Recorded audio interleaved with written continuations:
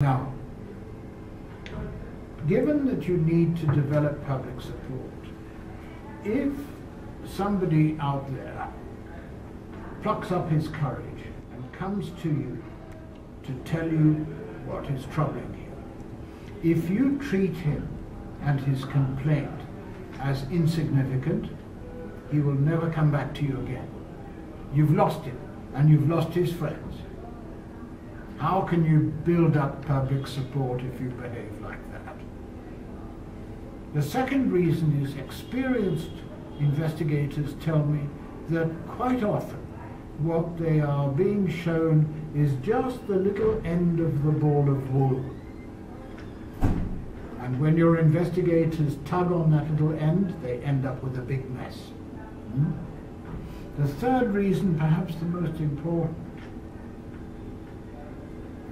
if the anti-corruption body is seen to be picking and choosing what to investigate and what not to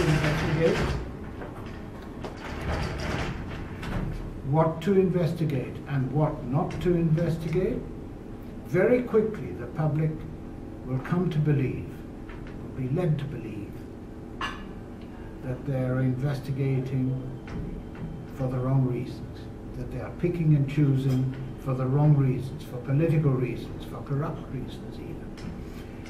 If the public gets to believe that, how can they give you their trust and their support?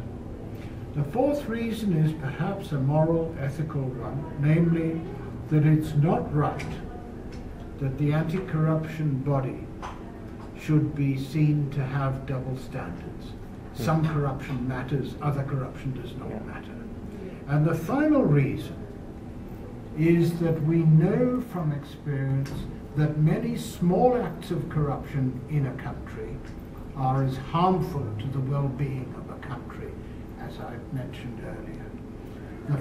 Connected with that reason, to our bitter cost, we know that one small act of bribery can have disastrous consequences.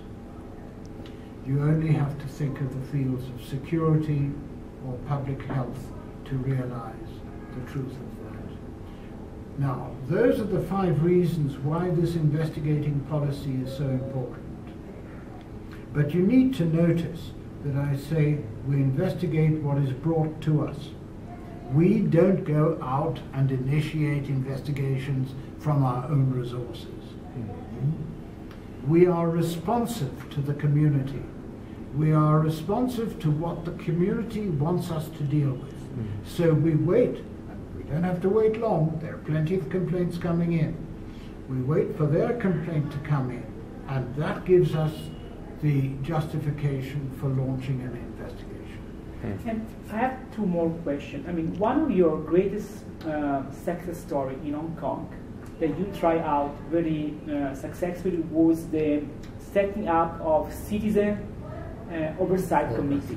Yes, advisory. Do you think this could be replicated in a country like Nepal? Absolutely, absolutely. I can see, at least at first impressions, I can see no reason why not.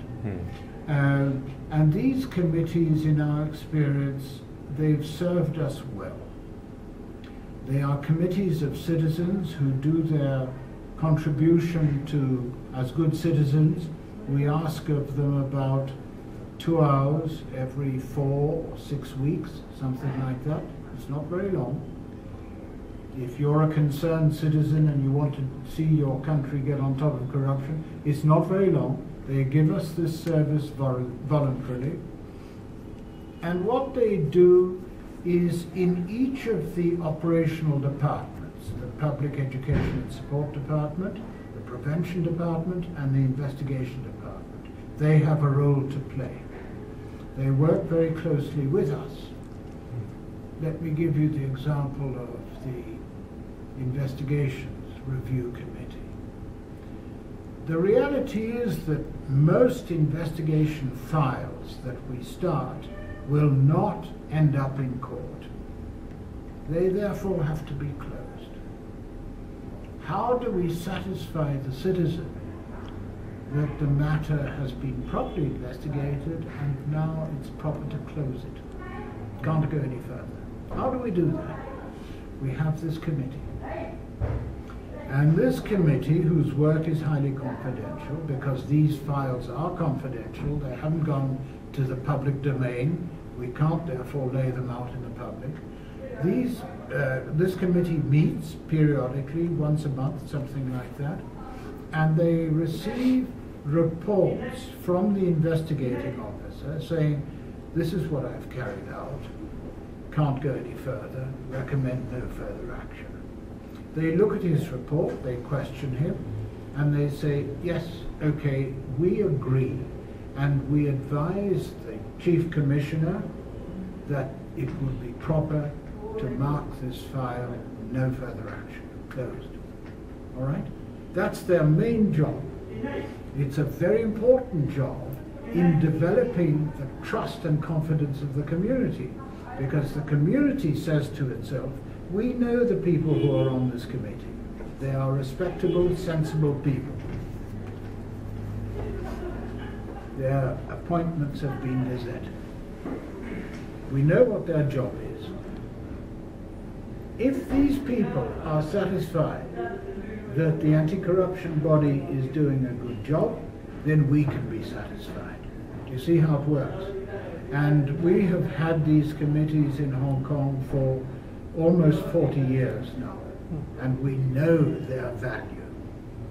We know that they work extremely well, and it explains why in the last few years, to my knowledge, in the last 15, 16 years, Hong Kong's rating amongst all government agencies is the highest.